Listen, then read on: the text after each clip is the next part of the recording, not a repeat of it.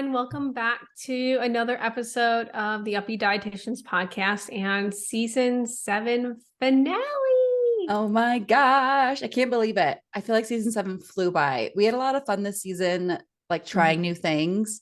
And so I really love that. It wasn't quite as we say, principals office-y. It was very just two besties hanging around. So fun. Yeah, it was a good one. I think probably my favorite season so far. I But think we so also too. might be getting better at what we're doing. I So that think probably we're a lot helps more too. comfortable. We've gotten better with our quality. Yeah, I think you're right. It's a mix of the two, I think. Yeah. So, yeah, we're going to take a short break for about 4 weeks with some throwback content like we do between all seasons. So, stay tuned for some fun throwback things. We'll be back in 4 weeks with brand new episodes for season 8. Season 8. I know. So crazy. It's crazy. But let's get to today's topic at hand. Today, we're doing a story time. We're talking all about why we became dietitians. I I know we have very similar stories, so I feel like I don't know, I feel like we can kind of like go back and forth and sort of like go step by step through our stories and just share how they're a little bit different because they are so similar. I feel like if I told my whole story and then you told your whole story, it'd be just like a repeat. Yeah. Yeah. We'll go part by part. I like that. Piece by piece. Okay. Well, I can go first. Where do I start actually, now that I say this? I mean, when talking about disordered eating, which ultimately is what led to me becoming a dietitian, how far back do you go, right? Like if it's generational dieting, we're going back decades. I don't have a lot of memories of like elementary school, middle school, like disordered eating thoughts and behaviors. It definitely started more so in high school when I got more serious about sports. I played soccer my entire life. I did play volleyball and basketball a little bit, but nowhere near as seriously as soccer. I consider playing in college, but as I'll get to, I decided not to. So very serious about it. I was playing it year round. I played travel. We were always on weekends, like going to Columbus or other big cities in the tri-state area for tournaments and stuff. And so because I was so serious about it, like of course diet plays a huge role in this, and a lot of diet talk coming from like coaches and teammates, social media, of course. I know we've discussed Pinterest before, but Pinterest was a really big one for me, like doing the Pinterest workouts to like get faster with our mile times and all that kind of stuff. I guess I'll kind of hand it off to you, Emily. That was sort of my, I guess, starting point was high school sports and thinking about how food and exercise kind of tie together. Yes. So mine is very similar, but I think the initial start of it looked a little bit differently. So I also grew up playing sports. I would also say that my disordered eating began in high school, and what kind of triggered it is like growing up, my parents put me in every single sport possible to try to figure out what I liked. I stuck with primarily soccer, but then I did not continue soccer in high school because soccer goals were kind of mean at my school. True. And that's I universal, did not. by the way. Yeah, I was bullied actually by quite a few of them. So I was like, I'm gonna do my other things that I like. So I also grew up playing tennis and running track. So I ended up going those different avenues instead. But what triggered mine the most was like always growing up. And like when you say these comments, when I would hear these comments, it didn't really mean anything until things started changing. And that'll make more sense when I explain it a little bit better. But I was always like the athletic friend and like the very skinny, quite like bony, now that I look back on it, friend. But like all my friends would always tell me like how fit I was. And I was like an elementary, middle schooler. I'm like, that was the least of my concerns. I'm like, okay, I'm going to go hope I play well in my soccer game, or I'm going to hope I go perform well in whatever it is. But then junior year of high school, I had taken on too much academically. Well, also that was when I got my driver's license then. So like that whole can of worms. AP testing, not AP testing was at the end. ACT, SAT, like all of that was happening junior year. And I started to develop some disordered eating as like a coping mechanism for the stress. So that's when my binge eating kind of started developing. And a lot of changes started happening to my body because of it. And that's when I started to be like, oh, I'm no longer hearing the comments from my friends about how athletic and fit I am. My like track times are going down. I'm not feeling as good doing whatever exercise. And then I also was kind of in the Pinterest game with you, but What was it with like 2010 Pinterest? Pinterest had a grasp on it really did. But yeah, it was mine were more, I would say, where yours you were talking about like getting faster and workouts like that. Mine was very much like manipulation of trying to manipulate my body as quickly as possible because I experienced such a quick change in my body with the binge eating. Yeah. Yeah, mine was definitely much more like performance based, and that definitely carried on into college, as I'll get to. But a lot of body image stuff too. Like I was also like the athletic friend, and my best friend I played soccer with my whole life, and we're still really good friends. She just has a very different body than I do. And so that I think was a really big struggle for me growing up. Actually, I know it was. I think back on that all the time now. I'm like, why that played like such a huge role on my brain. Like the fact that we just look so different. Like I would like compare how our thighs look in our soccer shorts and how our calves looked. And we just have completely different bodies. And she has the kind of, body type where she eats whatever she wants and she stays very, very thin no matter what. And I just don't have that exact same body or metabolism because that's not how bodies work. And I also remember, how do I want to word this? My legs are a lot more like bigger and muscular than my upper body is. And I just have big legs relative to the rest of my body. And I remember this other girl, like this new girl that like transferred, people were like talking about her calves being like really big and ugly and like making fun of them while we were like in the lunch line and she was like in front of us in lunch line. And I was like, oh, well, I have calves a lot like hers. Like, guess they don't like my calves either. Like, what is saying about my calves when I'm like behind them in the lunch line? And so just like stuff like that. I feel like in like high school, especially in middle school too, but high school in my experience, we're just like all talking about that all the time, like everyone else's bodies. And especially if you play sports, it's like, oh, I bet you would be a lot better of a soccer player if lost 15 pounds or if your legs look differently or if you had better abs, which was a big part of my coach and like his point of view was a lot of like body talk like that too. And it's craziness that we talk about that much. And I'm like wondering, I look back and I'm like, why are we talking about our bodies so much? Because like that is such a vulnerable time from a changing, like your body changes so much, especially during high school. And we're all so obsessed with it. And I think what a lot of it was like what we heard like in our homes or like what we see on social media, we grew up in the age of social media. Yeah. So we had the pleasure of experiencing advertising in a completely different way that's a lot more accessible to us, but now we're getting exposed to it even more.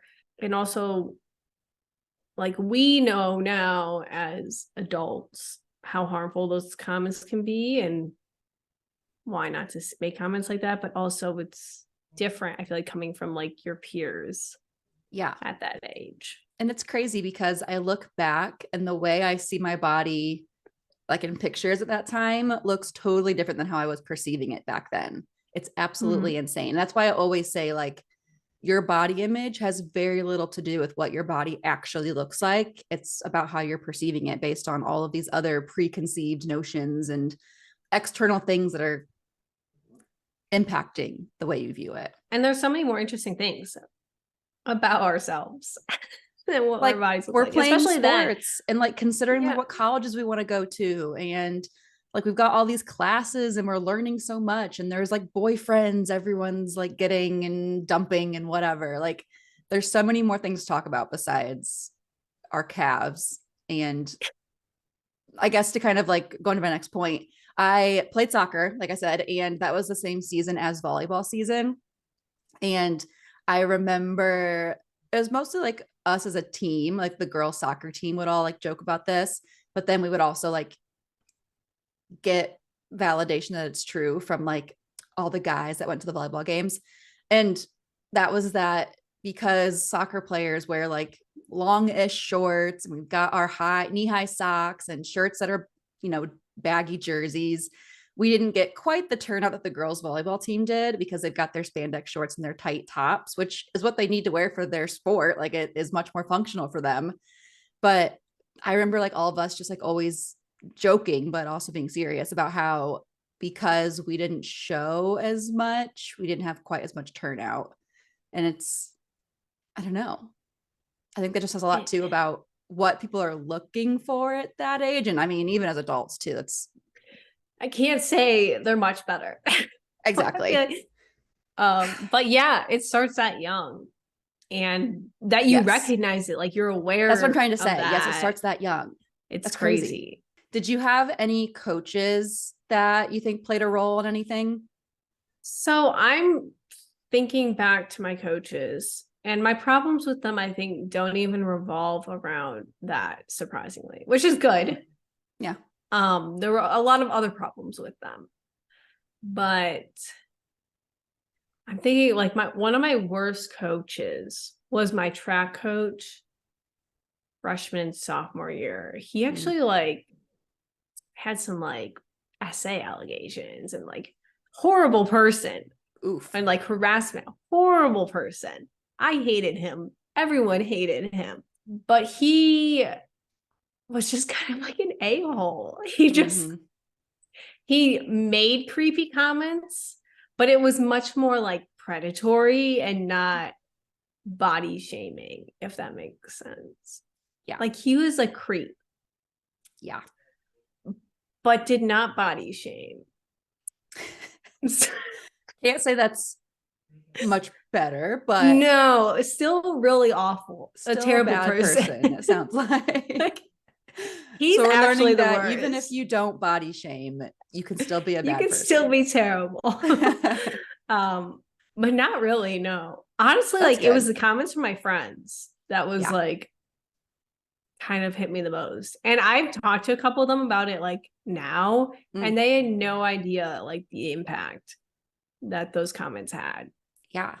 But And that's the we funny were thing like too children. is exactly. And it's funny because like not everyone's even like impacted the same by it. Like people could have gotten the exact same comments as us, and because they don't have either the genetic predisposition or other things kind of coming into their brains, they might not have any negative impact from those types of conversations. But you never know how someone is going to, react, or what their mental health is going to progress to if you do make those comments. So you might as well stay on the safe side and just not. Yes. Safer to say nothing. Yeah. Anything at all. I want to hear the comments your coach said. I feel like we've talked a little bit about this, but I don't think we've ever really gone super in depth about it. Yeah. I feel similar in that my coach definitely wasn't like the main driving force in me having disordered eating and body image issues, but definitely didn't help. He just wasn't well educated in that area. I mean, I don't know about you, but were your coaches also teachers in almost every sport? Same. Yeah. So I feel like that can be a disadvantage in that their education is in history or math, but they're teaching these growing girls how to play a sport and how to fuel their bodies. Like, yeah, not great. So I it's hard to blame them when that is what they know, but yeah, there can be some malicious content or malicious intent, but also at the same time, in some cases, they often just don't know better too, which I mean, sucks. I wish I know like I went to public school, and like I know like a public school can't afford to have sports dietitians or like have girls soccer coaches that are experts in women's soccer. Like it's just not a realistic thing in high school or middle school, of course, at least in Fort Wayne, Indiana, Auburn, Indiana. Yeah, definitely not. No. Definitely not. So again, same idea that like he wasn't the main driving force, but definitely didn't help. The biggest thing I remember, is doesn't really, I guess, relate too much to like the disordered eating progression, but more so just like his lack of knowledge, and like his lack of knowledge, yet still having the position he had to like talk about fitness and food with little growing girls. He would not let us lift weights. Like we would all advocate for having like at least like a weekly weightlifting session during season, because we wanted to improve our performance. It's a great way to do so, is to get stronger, build muscle. But he would not let us, because he said that lifting weights is going to make you injured. And I don't want to say this if it's not true, but I have a feeling, if I can recall correctly, it had something to do with us being girls, because like all the boys sports lifted weights every season.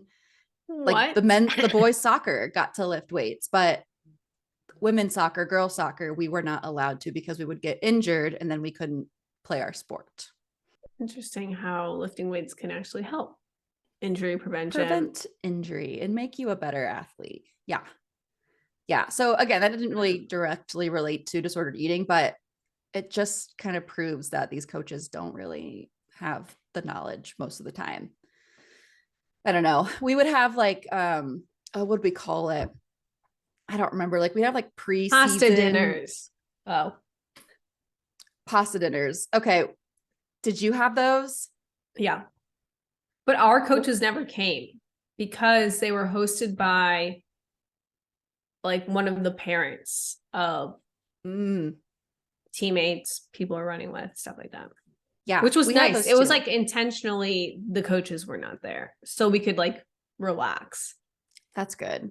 That's good. I'm trying to remember if I feel like our coaches were always at our eating sessions, whether it was like on the bus ride home from an away game, the parents would all like bring stuff for us to eat. We'd have like film days where we'd like watch our games on tape and like eat pizza or whatever. And they were always there, now that you mention it, which I feel like wasn't always the best, because that's kind of my next point. They would sometimes comment on that kind of stuff. And I think more so though, it was like during practices, we did so much cardio for soccer, which is generally needed, but we did way more than we needed to, in my opinion, and not enough like skills work and weightlifting, for example. But anyway, I recall a lot of talk about like, oh, run faster so you burn more calories. Let's do an extra mile to burn more calories. You guys just ate, pizza this week. We got to make sure we burn that off. Like that kind of talk I remember being very prevalent all the time. Not good to a very susceptible to disordered eating. Yeah. Group. Yeah. So like I said, coach wasn't the biggest impact. Definitely played a role though. But my most distinct memory, which I've talked about before on here, I'm pretty sure, is when I did the paleo diet during high school soccer season. And I remember just feeling like absolute garbage when I did that, because you get like no carbs basically, or enough calories overall. Terrible, terrible time. Don't do that. No, I don't even know how you were functioning. It was so bad. I told the story of how I ate like canned tuna and spinach for lunch most days of the week. I will note, speaking of lack of knowledge with teachers being coaches, that was actually a positive driving my decision to become a dietitian, because I was noticing the changes in my body, not happy about them, noticing how they affected my athletic performance, and then noticed how I started changing how I was eating. Maybe not for the best, but it would also impact my performance. And that actually was like probably one of the biggest driving factors to why I wanted to be a sports dietitian. Yeah. So I even like asked my coaches if they could bring in a dietitian. They're like, yeah. And here we are. They did not. Here we are. Yeah. I think that's funny too. I think we should end with that, like what we wanted to do as dietitians and where we are now. We'll get to that. Where are they now? Where are they now? But yeah, let's progress to like end of high school into college, I'd love to Yeah. hear. I know you have a list here of like what schools you looked at, which I actually didn't know about. So I'd love to hear your Yeah. story there. So at this point, end of high school, beginning of college, I was still very heavily, I don't think I really completely recovered from disordered eating till post college. And like even now, sometimes things come up where I'm like, oh, we're not doing well. But I was really, really gunning for sports dietitian, being a sports dietitian. So I was like looking at the best sports nutrition programs. Purdue has a dual major, which we both ended up doing. Spoiler alert. And it has that fitness component along with the dietetics, which was my top choice. I was also looking at Michigan State. Obviously, we know they have good athletics and they have like the fueling station opportunities and everything. Ohio State, obviously we know they also are good at athletics. Their program though, like very confusing. Whoever I talked to, the advisor was not great. So I did not end up going there, but their campus and gym is stunning. I will note that when I went there, I literally was like, I might go here just for the gym because it was so pretty. And then I also looked at SLU, St. Louis University, because they had kind of a like athletic focus. It wasn't really there though. Also, like, this is no hate to anyone who's gone to SLU. I have a lot of really great friends that went there. When I toured there, the vibe of the other people there just did not match my vibe. And I was like, my parents even like made fun of me. They're like, Emily, you would not fit in here. And I'm like, I know. I'm well aware I would not fit in here. And I'm, of course, I went to the one school that gave me no money because I can't ever make it easy for myself. Um, so I went to Purdue. I think as soon as I heard about that dual major and also like all the work we could do with the athletics, I was like, yes. It was also my one reach school out of the four. And I was like, it was like kind of a pride thing where I was like, I can say I went to Purdue. And here we are. Here we are. It was very similar for me. I definitely had that interest in like sports in some way. I didn't quite know what it meant to be a sports dietitian until we went through all of that and like learned more there. But definitely the biggest reason for me too why I chose Purdue is that they had the dual program where we could do the exercise classes and stuff as well, which Yeah. ended up leading to me becoming a personal trainer. So that was good. I ended up really enjoying that part of college. I was this close to going to IU because Ross is a year ahead of me in college, or he was. We're no longer in college, thank God. But he was a year ahead of me and he went to IU. And while I wish we would have had that time together at the same college, I'm so glad I didn't go because you mentioned like SLU being like not the right personality type. I felt that exact same about IU. They're much more like, I don't know, social and want to have fun. And I'm like, no, I'm a nerd who just wants to like learn about You science very much and give off Purdue energy. And I yeah. say that as a compliment. So, but we're kind of trained not to like IU. So I'm a very biased source, but I feel like you just make a lot more sense going to Purdue. I think so too. I don't regret it at all. I'm very glad I did not choose IU, even though Ross was there, because it could have been a very easy choice for me to just follow him and go where he went. Because they have a dietetics program, not a dual program, which is also part of the reason why I didn't choose it. But yeah, I feel like I just wouldn't have fit in very well, and I would have had a miserable time. Plus, their gym is absolute poo poo compared to the co-rec. So We have a nice gym. I love the co-rec so much. I think about it all the time. I miss working out there so much, even though it was partially to blame for my disordered eating and exercise habits, but it was beautiful and I love it. I saw someone post a video recently about it. I forget who it was. Someone that I follow that used to go there was like visiting, and they've like changed up the entire like deadlift area. Oh, Oh, so amazing. Because for those of you listening who maybe are a Purdue student right now, I know we have some Purdues that are Tud Buds. Also, we love you. Thank you for being here. But for those of you who are current Purdue students, I need you to know that when we first started, there was, let's see, like 4 squat racks and I think like 2 or 4 deadlift platforms on like that bottom level. There were barely any. It was Barely any. crazy. I remember it was like my sophomore, junior year, they ended up like doubling the squat racks like back to back. And so they had at Yeah. least twice as many. And then they like made the whole platform room, but now they've even more than that, which is awesome for the students now. But Yeah. consider yourself lucky if you are currently enjoying the co-rec. Yes. Absolutely. Yeah. Well, I'm glad you didn't go to IU Me because I too. was not going to IU. We This would wouldn't not have be time. a podcast if I went to IU. I know. Mm-mm. Quick question. This is not related to our story at all.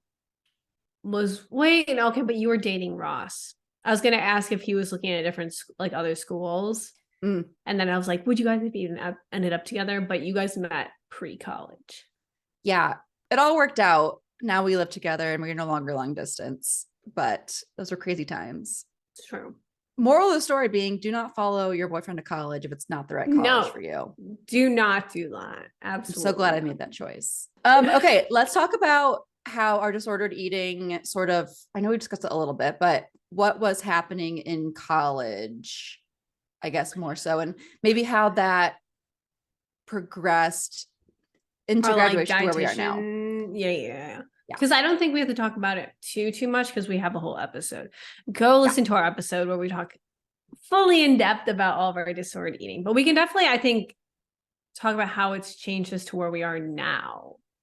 Yeah. Or even not even if that did affect it. Because I will note, like, working with the sports dietitians, I still thought I wanted to be a sports dietitian all throughout college.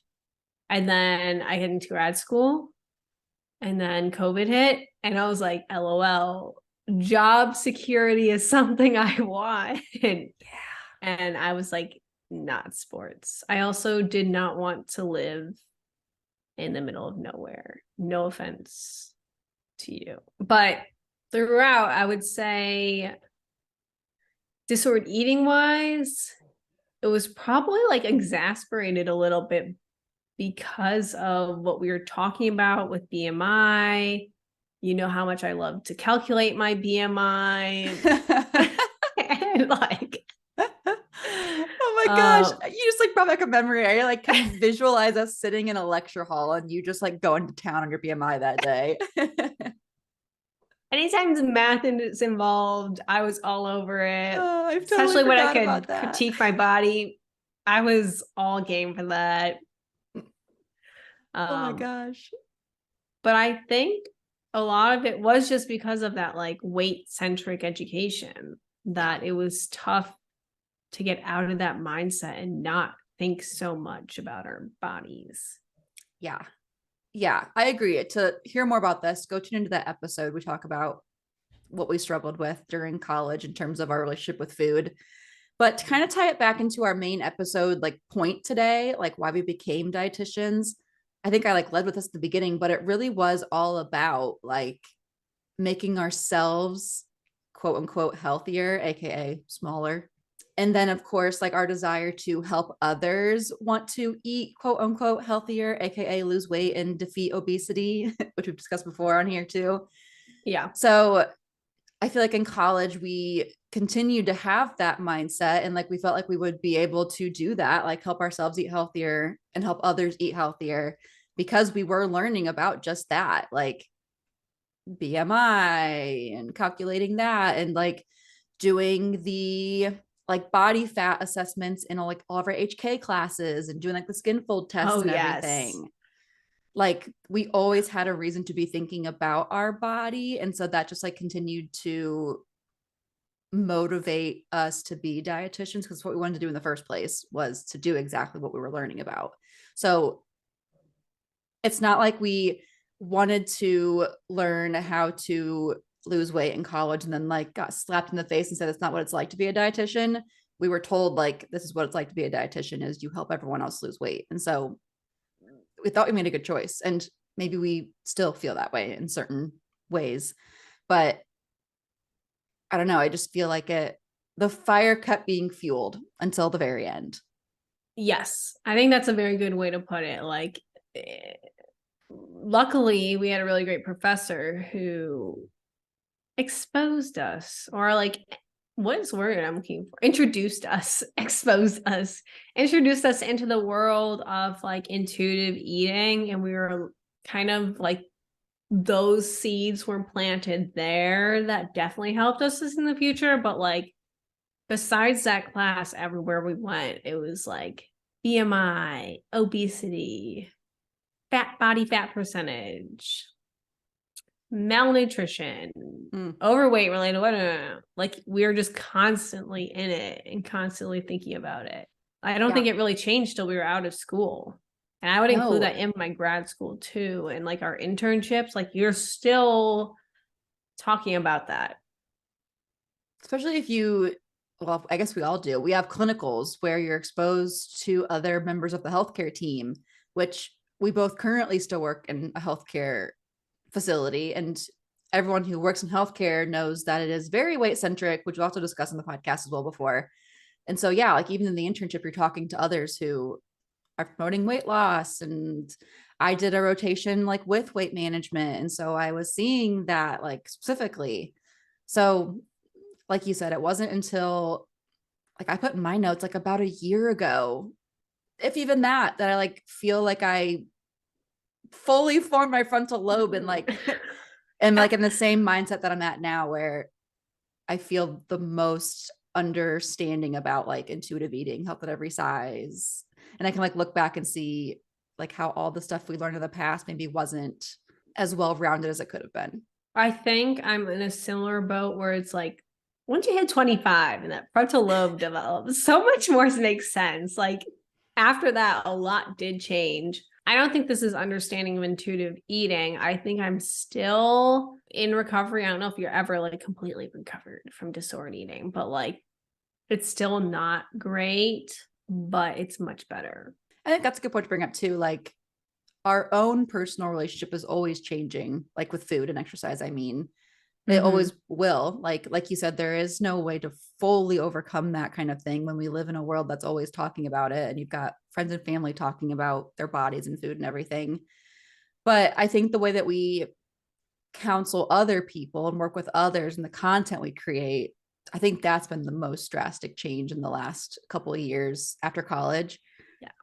Like we looked back on an old episode recently and like that was just like completely mind blowing to see how differently we talked about like diet culture and clients and that sort of thing, which we hope to do more of those look back episodes in season 8. So stay tuned for some more cringe factor. Yeah, it'll be good. Let's talk about where we are now, like currently. Yeah. Career wise. Kind of a loaded question. Do you regret becoming a dietitian? So this, I feel like you know my answer. Yes. And I am going to say yes. Yeah. And like, if I could do it again, I would not become a dietitian. And it's not because I don't enjoy what I do now. It's like I have wonderful patients. I love our podcast. I really enjoy educating on like the nutrition we talk about, like food freedom, intuitive eating, weight inclusivity. But there's a lot that comes with being a dietitian that I think only dietitians understand, that sometimes it's just annoying and tiresome. And I'm like, why didn't I just go into business and did some silly little Excel sheet job with math? That would have been good for you. That would have been really, I think I'd be thriving. Yeah. So yeah, I do regret it. But at this point, I'm like so stubborn. I'm like, I'm this far in. Yep. I'm like, we're gonna make this work. And that's what we're doing. At least I think that's what we're doing. Yeah, we can like that is the one good thing about being a dietitian is you can manipulate it into a lot of different things and make it what you want. It's much easier said than done to do that. You can't just like snap your fingers and have your dream dietitian job, unfortunately. But it is possible to do something that maybe you didn't think you wanted to do when you first became an RD. Because we both wanted to be sports RDs. And obviously we are not doing that now. So we had to kind of like figure out what we wanted to do and then like figure out how to make that actually happen too, which is a whole other battle. Yeah. Do you regret being a dietitian? Exact same answer. Yes. Exact same answer and all the same reasonings too. It's like I love what I'm doing currently. Went through a real rough time in the beginning, the first like 3 years of being a dietitian, but I finally feel like I'm in a place now where it's like what I was hoping for, aside from being a sports RD, which I don't think I regret not being a sports RD. I think it would have been so cool, but like there's so much that you have to like do to get there that it's just like silly, which we could do a whole episode on that with another Yes. sports RD probably. That'd be kind of fun actually. Yeah. But anyway, I'm at a place now where I feel like satisfied in general with the type of work that I'm doing. And so that helps. But if I had to do it again, I would not become a dietitian either because of all that you have to go through and how unworth it can easily be unless you do create something that you really feel passionate about. I feel like that's the key and why we're semi okay Yeah. is we've created like passion projects that we actually care about, that we can utilize our qualifications for, that we feel good in. But a lot of like the traditional dietitian jobs, Like all the work you have to the do to get to that and then what you get compensated for once you're there, it's just not worth it, yeah, especially more so starting this year. Oh my gosh, 2024 with the master's requirement coming into play. yep. What a time to be alive. What a time. Be a dietetic student. We I feel just for we all of them. Oh my yeah, gosh. like we just didn't get told in the upfront like what all it was going to entail and what the outcome would likely look like. Yeah. I don't know. We talked about it before a million times on here, I know, but it's a frustrating experience when there's other professions that are much more regulated than ours, Yeah. but are very similar in terms of what they do. It's like the same workload, same education, like amount of education, much different quality of life after graduation. Much different, yes. It's a good way to put it. Oh. Eh, Yeah. But all in all, yeah. I would say honestly, for anyone who's like contemplating becoming a dietitian, or if like you're a dietetic student, I would like say, because looking back at all of it now, the two driving things that led me to being a dietitian were my obsession. We're going to say obsession because like back then I would just say like, oh, I like food. No, it was an obsession with nutrition and I wanted to help people. And I do not believe that those two things are strong enough reasons to become a dietitian now. Like, Yep. just because you like food and you want to help people, That's so a true. That's lot like more my than that. exact reason too. Like I am a helpful person, which I think goes back to childhood. I don't know if I can call it trauma, but childhood trauma, we'll say, like how you're raised, of course, can play a really big role in that. Oldest daughter Yes. problems. And then, yeah, like wanting to eat healthy, learn about nutrition, like those aren't good enough reasons to be a dietitian because you can do that in so many other positions that might be a better fit for your lifestyle and like what you're hoping for. Mm-hmm. Hmm. Yeah. But we're here. We're making the most of it. We Yeah. love you guys. We love our TUD. We love getting to talk about the things we're talking about now. It's just kind of a bummer that we had to like fight so hard to get to this place. Our story times are always such bummers. We need to do a We fun never story do time. happy story times. Season 8, look out for happy story time.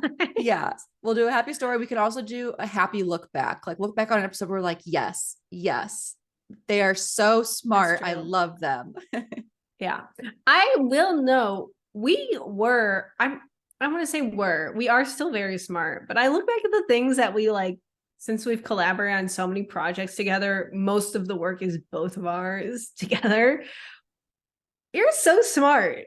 We were so smart. I was like, Purdue, where you did have to that be come smart. from? You have to literally survive and get a degree. You have to be smart. And I look back at like things we wrote, and I'm like, hello? Like our lab reports. I'm like case okay, studies. okay, little STEM majors. So insane. I do not want to do a case study, a lab report, calculate a tube feed. I'm good. We put our talents elsewhere now. Yes. But we also did learn how to do all the things we do now. Like if you would have told me I would like be editing YouTube videos and like hosting a podcast and That's true. having a website that I ran myself, like it's crazy how like our smarts have just completely like shifted. They're just gears. they're expressing themselves a little bit more differently. Exactly. It's pretty crazy. It's kind of a bummer that we didn't get to like just continue to build our smarts in the same way. Because imagine how smart we'd be now. We'd be so smart with those things, but it's okay. 10 years from now, we're going to have the best podcast look back in the entire like, world. Wow, we're so smart. Yeah. We just hype each other up. This is why we have Bobby and Ross. They keep us humble. They keep us humble. Legit, like literally. They really do. I tell Bobby keeps me in line. He checks my ego multiple times. Me too. If Ross heard us saying this right now, he'd roll his eyes so hard if he knew that we were calling each other so smart. They'd be very fed up with us. They'd probably bring up how we failed the class. I'd be like, you know what? Yeah. I learned recently that Ross took chess in college. So that's what he was doing while we were bawling our eyes out. Is that what they're doing at IU? Freaking econ and business major was playing chess. Like, damn you. Wow. Yeah. Is he good? Can he still do it? He's so good. He taught me how to play recently over like Christmas time. I get very frustrated. We all know that I hate being bad at things. I like to win. I'm very competitive. Yeah. So is Ross. And he's also very good at chess. Taking a whole semester of it does that to you. So I've yet to win a game and he's very good, which is unfortunate for me. Well, now you can just practice. Yes. And then if we're ever out in the wild and someone challenges, I know how to play. Like I've always wanted to learn how. So now I'm glad I like know all the rules and stuff. That's all I really needed. I don't need to be good. That's mostly I'm saying that to myself. You don't need to be good at everything. You're convincing yourself. Do I believe that to be true? No, but I'm going to say it but you're going to say it again. Till you, it's good practice. Speak it into existence. Exactly. Well, this was a good reflection, I feel like. I agree. I think it's fun to look at kind of how our career interests changed and how that got us to where we are now. Because I think if we told either like high school, even college selves us what we're doing right now, they would probably be like, what the actual F are you doing? Yeah. They'd be like, we learned so much about sports nutrition for this. Like, do you know how much time you put into do you know how much you volunteer? How much free labor you put out there? For this? I feel like it's okay. I don't regret it. I loved the sports stuff we learned in college. That was super fun, actually. That was not time that I regret spending unpaid. No. It was very cool. Yeah. And like a crazy experience. Yeah, that was good. Shout out to the sports RDs at Purdue. Gosh, season 7 finale. Make sure you guys hang out for season 8, but we've got some throwback stuff coming the next few weeks. So hopefully you enjoy those. And be sure to tune into our bonus question today. We're going to be talking about, as you know, we both regret becoming dietitians. So we're going to be talking about what our alternative career path would have been. So yeah, was it a bad idea to say that out loud? Probably, but it's fine. You know what? I think a lot of people, especially dietitians, are thinking it. And based off what we've seen online in the like dietitian groups, I think, I don't want to say the majority, but there's a decent amount of people that don't love it. And I think that's okay to look back on. Also, we made these career decisions when we were 17 years old. So stupid. So you can barely trust our judgment to that what we knew what we wanted to do. Like we've said, our frontal lobes didn't develop until 7 years later. So excuse us for maybe not choosing our life path correctly at 17. Yeah. We're doing the best we could. Anyway, go hang out on YouTube, watch all the videos there, and we'll see you guys in season 8. All right. Bye, guys. Thank you so much for tuning in on this episode of the Up-Beet Dietitians with your hosts, Emily Krause and Hannah Thompson. We appreciate you all so much for continuing to support us. In order to support us and sustain the success of this podcast, please subscribe and leave a rating and review. If you'd like to provide us feedback for future episodes and guest stars, follow us on Instagram at the Up-Beet Dietitians. Lastly, you can show us support by providing a monthly donation using the link at the end of our bio. Once again, thank you so much for listening today, and stay tuned next Wednesday for a new episode. Until then, we hope you have a wonderful rest of your week.